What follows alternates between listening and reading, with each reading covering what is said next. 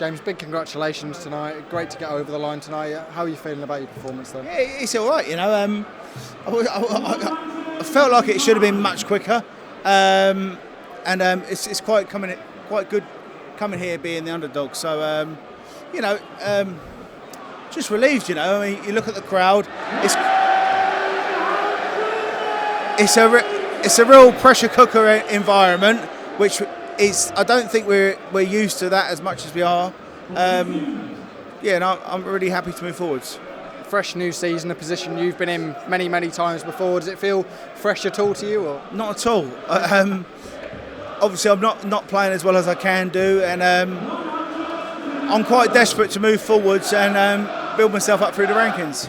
When we spoke to you a few times last year, you were in a really positive position, and you were saying you were really working on your game. Do you still feel like there's some positive steps to take this year? I'm positive, you know, but when you play like I just did, it's quite desperate to grasp positive things from that.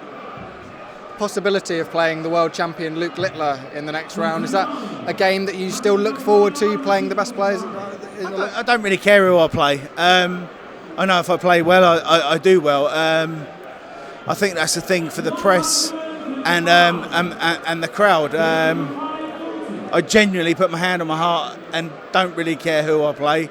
If I play well, you know, I put up a fight and I do well. But obviously Luke is doing amazingly well. But yeah, you know, it'll be what it'll be. Well done, James. Thank you. James, well done on the win. You played in the original World Masters in the BDO in the early days of your career. What do you make of the revamp, this format, this tournament as well? It's non-comparable. It's non-comparable at all. You know, that used to be in a hall where you had to wait 6-7 hours to play a game from one game to another. So unfortunately, I've been left way behind, and I'm just grateful to be part of something like this.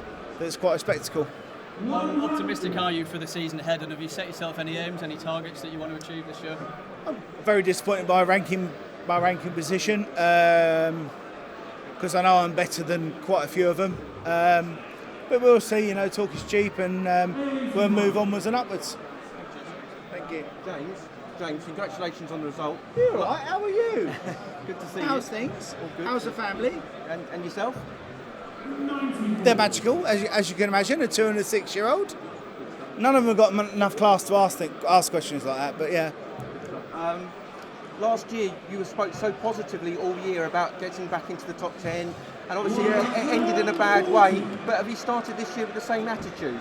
Yeah, I have, but you know, I failed miserably. You know, I didn't get to that point, which is really frustrating. You know, I think I lost for 98-ish in the World Championships.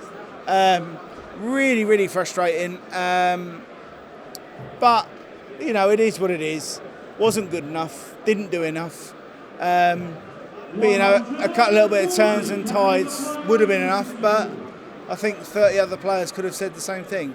But you know, I believe I'm good enough, and I believe that with a little bit of luck, the tide will turn. And just lastly from me, tonight there was a little dance on stage. We've never seen that from you before. Is this the new James Wade Strictly Come Wading? No, it's a little bit of spaghetti bolognese, I think. Thank you very much. Thank you. James, just touching on it earlier, do you still set yourself targets? Do you say, I want to win this major or this many titles or get into this many tournaments at this stage of your career? I'm trying to process that thought in the right way and come across in the right way. I still think it's laughable that people don't think I can win things. And we'll be what we'll be. It is what it is. That's very vague, isn't it? I still think I'll win TV majors, you know, and I don't see any reason why not. You know, after tonight's performance, not great. I don't believe anyone's amazing apart from probably the Luke. And after that, they can be quite lazy.